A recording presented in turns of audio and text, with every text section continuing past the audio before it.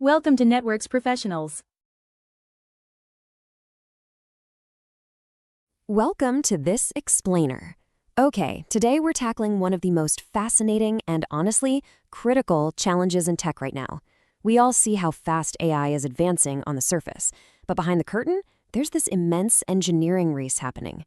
It's all about decoding the mechanics of making these highly capable AI models faster, leaner, and exponentially cheaper to run as we push through 2026. And that brings us to the massive elephant in the room. How exactly do we keep AI from breaking the bank? Because here's the reality.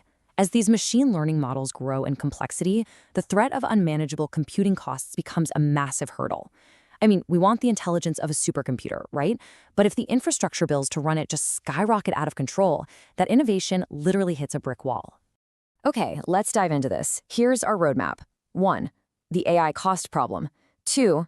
The 2026 key optimization techniques. 3. The impact on computing costs. And 4. The trends shaping the future. Starting with Section 1. The AI cost problem, where complexity meets infrastructure. There's this crazy tension in the tech world right now. On one hand, we've got cutting-edge AI capabilities, demanding vast amounts of data and processing power. On the other, we have finite, incredibly expensive physical infrastructure. Finding the harmony there, that's where AI model optimization steps in. It's the unsung hero that enhances speed and efficiency to directly bring down those computing costs. It's the exact science of keeping high performance fully intact while making sure we aren't bankrupting the system every time we prompt the AI.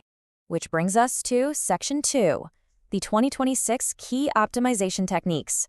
Let's open up the toolkit. So, how are engineers actually pulling this off? Let's do a rapid-fire breakdown of the major tools reshaping AI today. Tool number 1 is quantization. In simple terms, it acts like a digital compressor.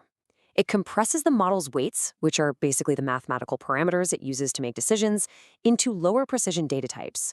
By packing these numbers into a smaller footprint, you drastically reduce memory usage and get way faster inference.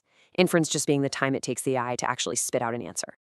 In the real world, this means dropping from heavy, high-precision data types, like a 32-bit floating point, down to much lower precision types, like 8-bit or even 4-bit integers.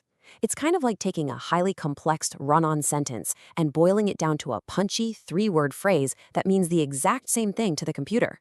It's lighter, it's faster, and it takes up a fraction of the space. All right, tool number 2 is pruning. Just like pruning a tree helps it grow better, developers are literally pruning AI networks. They meticulously remove redundant or completely unnecessary neurons and weights within the network itself. It's trimming the computational fat, leaving behind only the leanest, most efficient neural pathways possible. Next, we have knowledge distillation, and I absolutely love this one because it's just so clever. You basically take a massive, super smart teacher model that's already learned everything, and you use it to train a much smaller, highly efficient student model.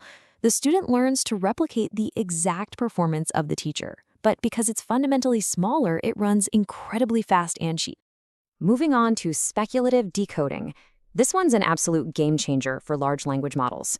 Usually, an LLM gets bogged down because it has to generate words sequentially, one after another, which creates a huge bottleneck. Speculative decoding uses these smart algorithms to bypass those sequential slowdowns, letting the model draft and verify multiple words at once. And the best part? It accelerates everything without forcing engineers to go back and completely retrain the model. And our 5th technique zeroes in on the memory banks, KV cache compression. This involves specialized techniques designed specifically for LLMs that process vast amounts of text, what we call long context applications. And there's a specific emerging 2026 powerhouse technique in this space known as chunk KV that is turning heads everywhere right now. And get this, what chunk KV achieves is staggering. By efficiently compressing the key value cache, this technique can deliver up to an 8x speedup when processing those large language models. Imagine your complex queries being answered 8 times faster, simply because the model organized its working memory better. But wait, the speed is only half the story. That 8x acceleration, it comes paired with a massive 6x reduction in memory overhead. It completely transforms the efficiency profile of the AI. You're getting much faster results while utilizing just a fraction of the expensive RAM normally required to hold the context of the conversation. All right, let's move to Section 3, the impact on computing costs, the actual payoff. we've looked at the highly technical engineering side, so why does all this deep in the weeds stuff actually matter for a business? Well, the payoff boils down to these four primary benefits. We see drastically lowered inference costs because models need fewer GPU resources to serve millions of users. We see major hardware efficiency. We see significantly reduced training times. And lastly, a vast reduction in token usage. Let's zoom in on that hardware efficiency for a second, because it truly is a paradigm shift. Since these models are now compressed, pruned, and optimized, they no longer demand high-cost GPU clusters just to function. This completely liberates the AI. Optimized models can now run smoothly on much smaller, cheaper cloud instances, or even directly on edge devices, like your phone or local sensors. And this efficiency, it trickles down through the entire lifecycle. During the creation phase, strategies like mixed precision training and efficient data loading heavily decrease both the time and cost of training the model. Then, once it's live, optimized prompts and model caching directly decrease your API tokens consumption. Literally from the initial training phase all the way down to the end user's prompt, optimization is saving time and money. Let's move to section 4 and see how this builds into the trends shaping 2026 and beyond. Because this optimization race, it is definitely not slowing down. We're tracking 3 major trends pushing the boundaries right now. First, a major shift toward automatic optimization. Second, an intensified focus on compressing that KV cache for long context applications. And third, the rise of sparse training architectures. Trend number 1 is probably music to a developer's ears because the future is highly automated. Automatic optimization tools are emerging that finally take the painstaking manual labor out of these tasks.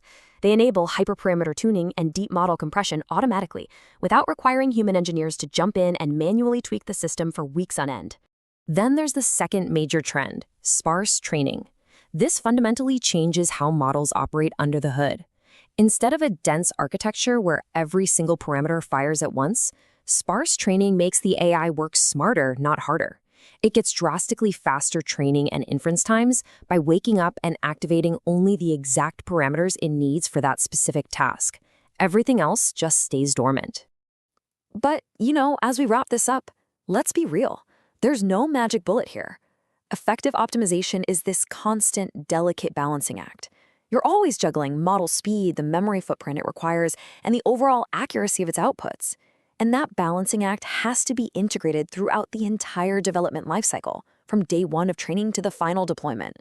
Which leaves us with the ultimate engineering challenge. As you look at the AI systems you interact with or maybe even build yourself, ask yourself, speed, memory, or accuracy? When push comes to shove in the real world, how will you balance the ultimate AI trade-off? It's a fascinating question and for sure one that will define the next decade of technology. Thank you so much for joining me for this explainer. Keep learning and I'll see you next time. Thanks for watching.